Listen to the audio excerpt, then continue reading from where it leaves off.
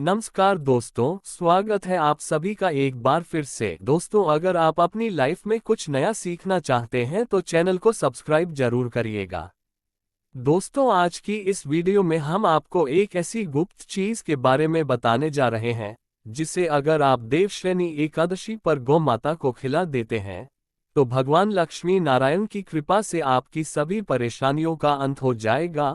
पूरी साल जमकर बरसेगा पैसा, आपको करोड़पति होने से कोई नहीं रोक पाएगा। पूरे साल भर आपके ऊपर धन की देवी मां लक्ष्मी का आशीर्वाद बना रहेगा। दोस्तों, देवश्रेणी एकादशी इस बार 17 जुलाई दिन बुधवार को है।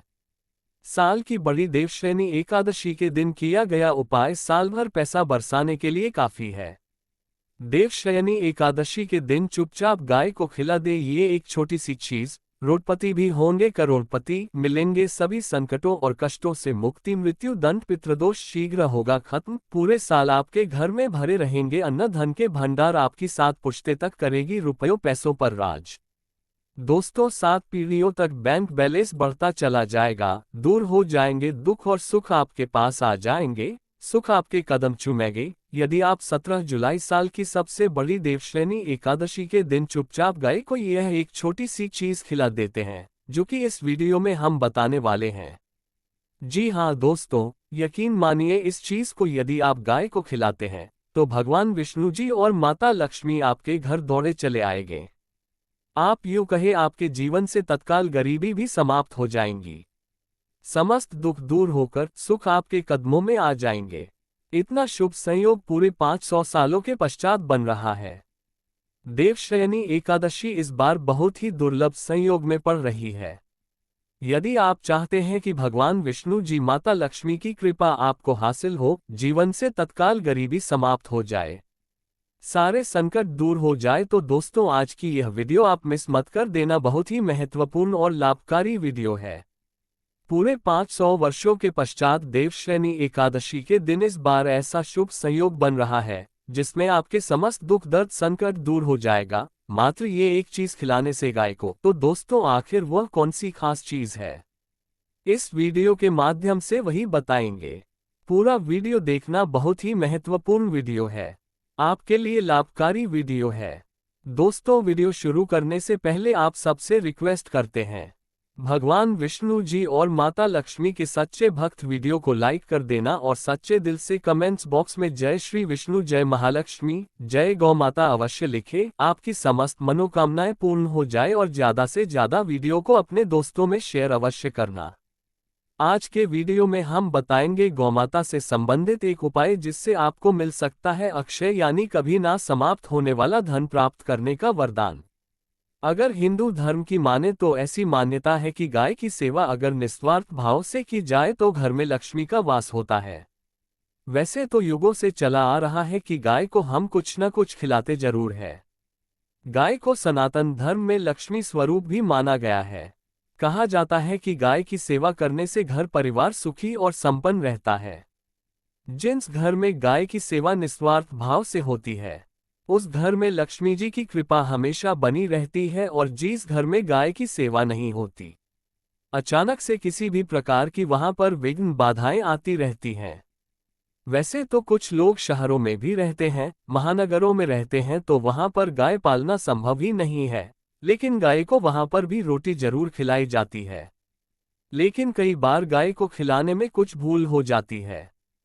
तो कौन सी वो 3 चीजें हैं जो गाय को नहीं खिलानी चाहिए, आज हम आपसे इस वीडियो में साझा करेंगे। लेकिन दोस्तों, उससे पहले आपसे रिक्वेस्ट करते हैं कि वीडियो को लाइक जरूर करिएगा, दोस्तों को शेयर कर दीजिएगा, और अगर आपने अभी तक चैनल को सब्सक्राइब नहीं किया है तो चैनल को सब्सक्राइब करके बेल आइकन जरूर दबाइएगा।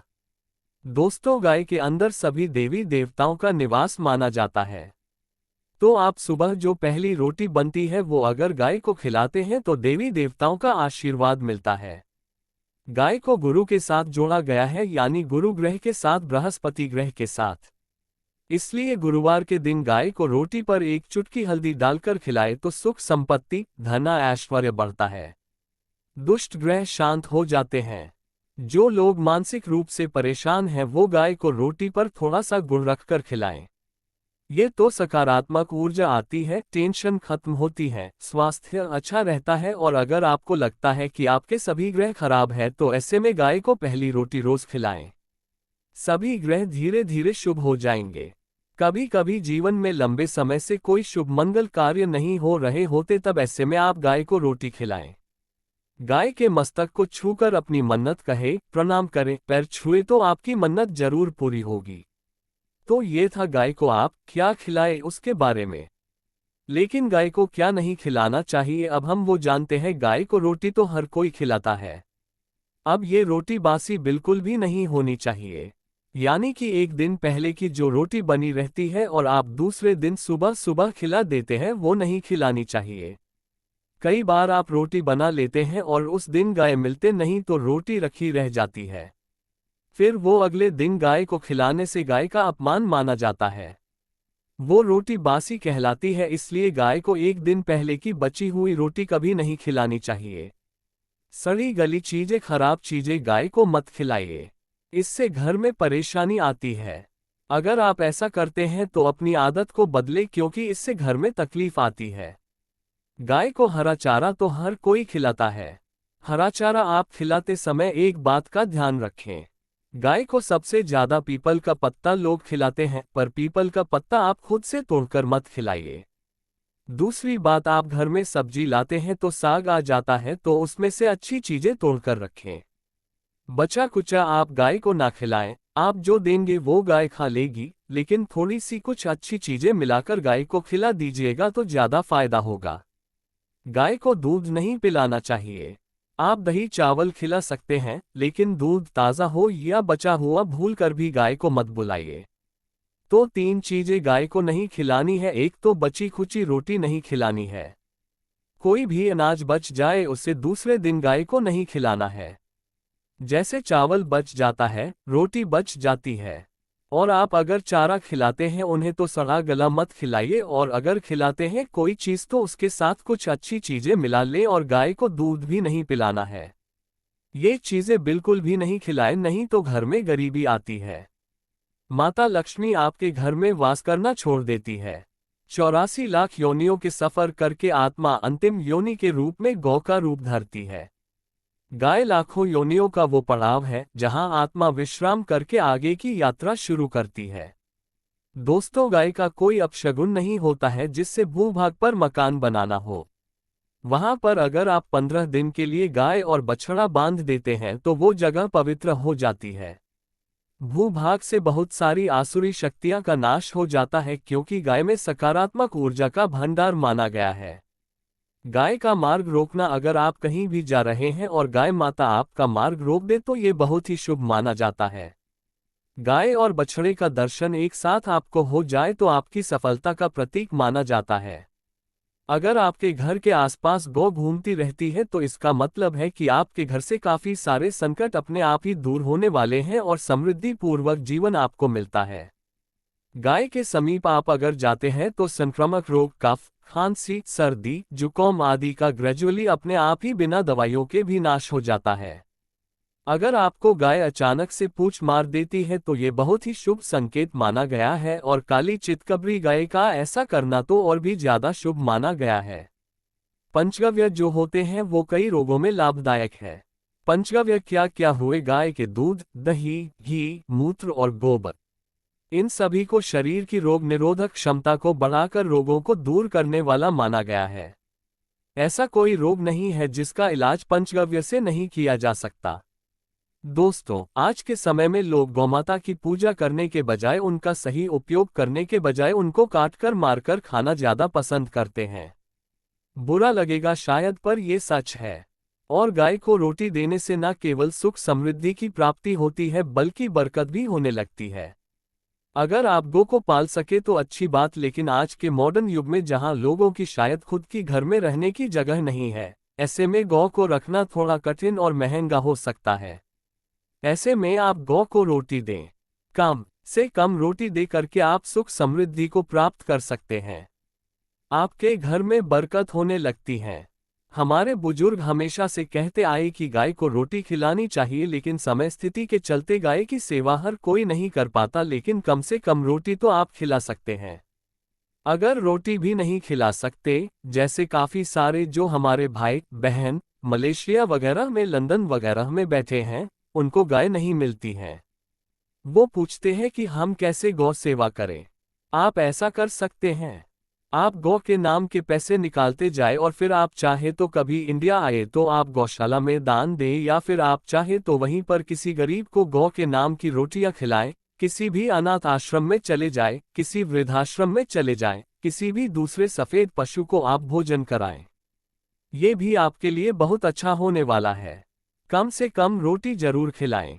हमारे देश में कई जगह देखा गया है और कई लोगों का प्रश्न आता है कि हम झूठी रोटी गाय को देते हैं, क्या ये सही है या गलत है?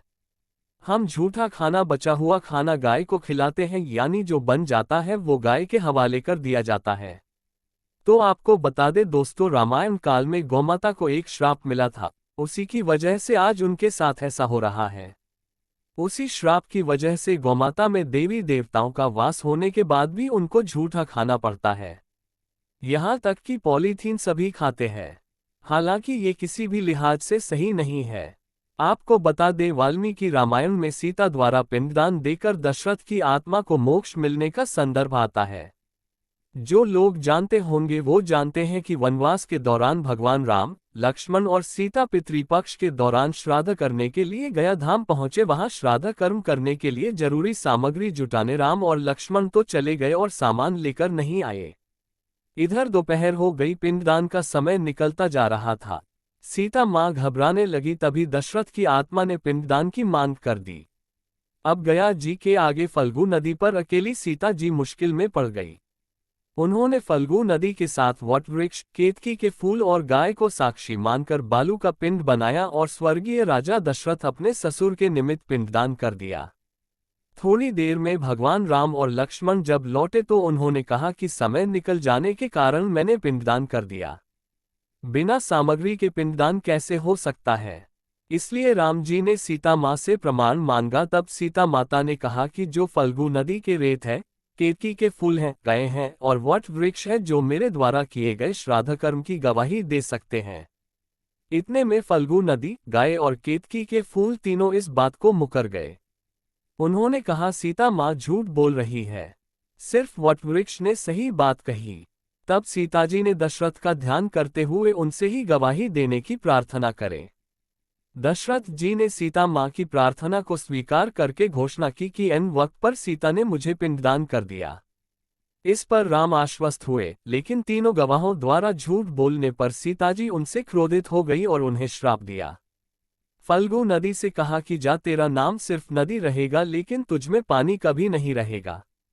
इस कारण आप भी जानते होंगे, जो लोग जानते हैं, फल्गु नदी आज भी गया में सूखी ही रहती है। गाय को श्राप दिया कि तू पूज्य होकर भी लोगों का झूठा खाएगी, और केतकी के फूल को श्राप दिया कि तुझे पूजा में कभी नहीं चढ़ाया जाएगा। वट वृक्ष को सीता माँ ने आशीर्वाद दिया कि उसे लंबी आयु की प्राप्ति होगी और दूसरों को छाया प्रदान करेगा, तथा पतिव्रता स्त्री तेरा स्मरण करके अपने पति की दीर्घायु की कामना करेगी। यही कारण है कि गाय को आज भी झूठा खाना पड़ता है। केतकी के फूल को पूजा से निषिद्ध बताया गया है। फल्गु नदी के तट पर जल नहीं है। सीता कुंड में पानी के अभाव में सिर्फ बालू या रेत में पिंडदान किया जाता है। दोस्तों, शास्त्रों के मुताबिक गौमाता में सारे देवी देवता निवास करते हैं। 33 कोटि देवी देवता और पितर का निवास होता है। अगर आप भी किसी मंदिर में नहीं जा सकते, पूजा पाठ नहीं करते हैं, कहीं जा करके ग्रह दोषों का उपाय नहीं कर सकते हैं, तो आपको गाय को एक रोटी जरूर खिलानी चाहिए। हमेशा कहते हैं, पहली रोटी गाय की अगर आप भी खिलाते हैं तो दुनिया के सारे सुखों को प्राप्त कर सकते हैं। आपने अक्सर ही सुना होगा कि रसोई में पहली रोटी जो भी बने गाय को दे देनी चाहिए। हर रोज गाय को एक रोटी देने से आपके जीवन के सभी दुख दर्द दूर हो जाते हैं। खाना बनाते वक्त हमेशा पहली एक रोटी गाय की निकाल दें। इसके बाद ही परिवार के बाकी सदस्यों के लिए आपको रोटियां सेंकने चाहिए। कोशिश करनी चाहिए कि गाय की उस रोटी में थोड़ा सा हल्दी मिला दें। इससे गाय को रोटी खिलाने का अपार फल प्राप्त होता है। अगर गुरुवार का दिन हो तो लोई ले लें। सने हुए आटे की एक छोटी सी लोई बना लें और उसमें हल्दी मिलाकर गाय को खिला दें। आपके जीवन में शुभता आती है, वैभव आता है, धन संपत्ति का वास होता है। आप जो भी हासिल करना चाहते हैं जिंदगी में तो आप देखेंगे कि तुरंत आपको मिनटों में वो हासिल हो जाता है। इसी तरह से आपको नमक का एक उपाय बताते हैं। नमक क्या है? नमक के बिना तो हर स्वाद अधूरा है और साथ ही साथ अगर नमक ना हो जीवन में तो स्वादहीन हो जाता है। जितना हम खाने में नमक को इम्पोर्टेंट मानते हैं उतना ही ज्योतिष में नमक को इम्पोर्टेंट ही माना जाता है और इसे कर्ज की वस्तु माना गया है। किसी का नमक खाने का अर्थ क्या होता है? उसका कर्जदार हो ना। आपने सुना ही होगा नमक का कर्ज अदा करना है। इसलिए अगर आप जीवन को सुगम बनाना चाहते हैं, सरल बनाना चाहते हैं तो नमक का एक आसान सा प्रयोग आपको आज हम बताएंगे। आप देखिए कि कितने आपको पॉजिटिव परिणाम मिलते हैं और इतना आसान है कि इसके लिए आपको अतिरिक्त मशक्कत करने की कोई जरूरत नहीं है। सिर्फ आपको अपने घर में बनी सबसे पहली रोटी लेनी है और उस पर थोड़ा सा नमक रख दें। अब आप पूछेंगे कौन सा नमक रखें, तो सबसे बेस्ट है आप सादा नमक, ढीली वाला नमक, सस्ता नमक जो भी है वो रखें। काला नमक नहीं रखना है, आपको सफ़ेद नमक ही रखना है। तो नमक रख लें और फिर इस रोटी को किसी कपिला गाय को आपको दे देनी है। कपिला गाय यानी सफ़ेद रंग की गाय को आपको खिला देना है। अगर आपको कपिला यानी सफ़ेद गाय नहीं मिलती है तो आप ये रोटी किसी भी गाय को खिला दें। मगर यदि आपको कोई ऐसी गाय दिख जाए सबसे पहले सफ़ेद गाय को ही खिलाना प्रेफर करें। आपको बता दें दोस्तों, ये उपाय आपकी हर समस्या को जड़ से दूर कर देता है। चाहे आपके घर में कोई बड़ी कलह हो, कोई पारिवारिक वाद विवाद हो, इस उपाय को करके आपके घर में सुख का वास होने लगता है। जो भी धन की कमी हो, बच्चों की पढ़ाई हो, करियर में सफलता हो, सभी मुश्किलें आपके जीवन की दूर होने लगती है। लेकिन गाय को रोटी देते वक्त मन में ऐसा कोई भावना लगाकर रखें कि हम रोटी खिलाते हैं या फिर हम बहुत बड़े दानी हैं। अन्यथा इस स्थिति में पुण्यफल की प्राप्ति होना संचय वाली स्थिति देता है। गाय को रोटी खिलाने से नियम से बरकत के अलावा आप देखेंगे धन संपत्ति में दिनों दिन बढ़ोतरी होने लगती है और आपके घर के ग्रह दोषों से आपको मुक्ति मिलती है। अगर आपके भी घर में धन की कमी है तो आपको ये उपाय जरूर करना चाहिए। किसी भी दिन करे, अगर सावन का पवित्र महीना है तो हर दिन शुभ है। आप जिस दिन चाहे उस दिन से कर सकते हैं और आप देखेंगे इस उपाय को करने से आपके घर से धन की कमी बिल्कुल झट से दूर हो जाती है। तो ये उपाय आप जरूर कर लीजिए। आज के लिए बस इतना ही दोस्तों। अगर आपको यह वीडियो पसंद आया है तो वीडियो को लाइक करिएगा, दोस्तों को शेयर जरूर करिएगा और चैनल को सब्सक्राइब करके बेल आइकन जरूर दबाइएगा ताकि आने वाला नॉलेजेबल वीडियो आपको सबसे पहले मिले।